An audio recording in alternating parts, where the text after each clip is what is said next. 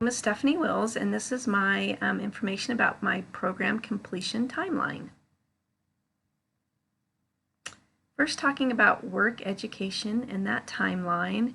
The first time I really thought about being a teacher and getting into education, I was probably in my teenage years and started doing some babysitting and really enjoyed working with children, so decided that that was what I wanted to do.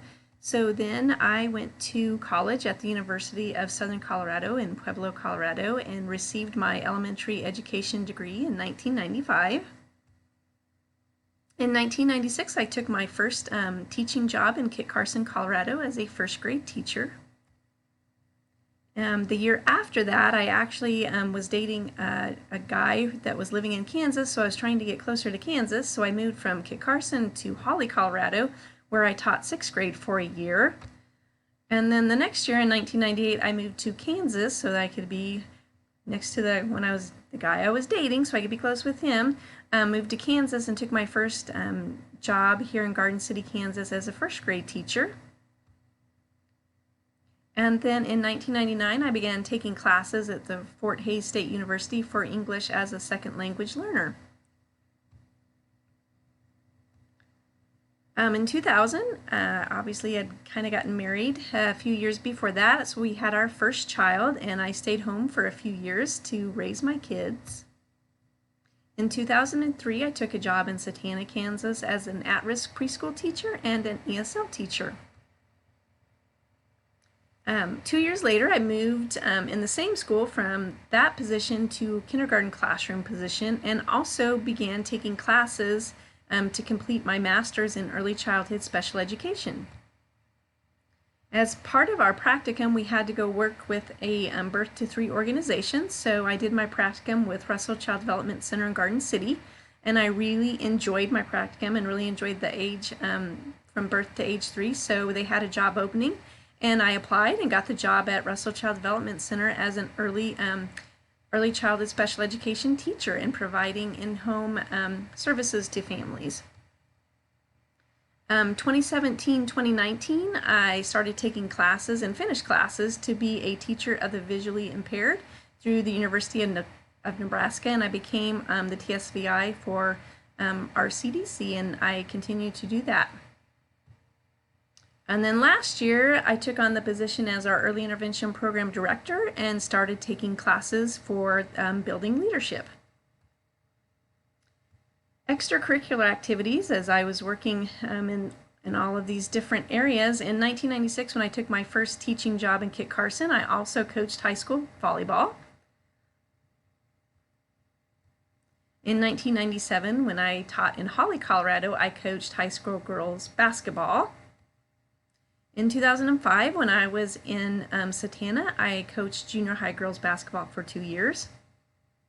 And when I was working and have been working for Russell Child Development Center, I took on the coaching facilitator piece, which was doing some mentoring for other providers and then also leading team meetings. And I did that from 2007 until about 2 years ago. And then I kind of quit doing that, and then obviously last year took on the role as our early childhood special education director. My programs of study for the principal position, I've been taking in the fall. I took 2 classes. I took EDL 851 Supervision and Evaluation for School Personnel and EDL 850 School Law. And during the intersession, I took 1 class, EDL 856. I took School Community Relations. In the spring, I took 2 classes, EDL 854 Building Finance and EDL 852 Intro to Building Administration. In the summer, I took 1 class. I took EDL 853 Special Education for Building Administrators. And then in the fall, I am planning to take my practicum. My timeline for my ePortfolio and retirement. I am hoping to get started on my ePortfolio this summer and working on that. And then hoping to have that finished finish my e-portfolio when I'm finished with my practicum in the fall. Hopefully by December is my hope.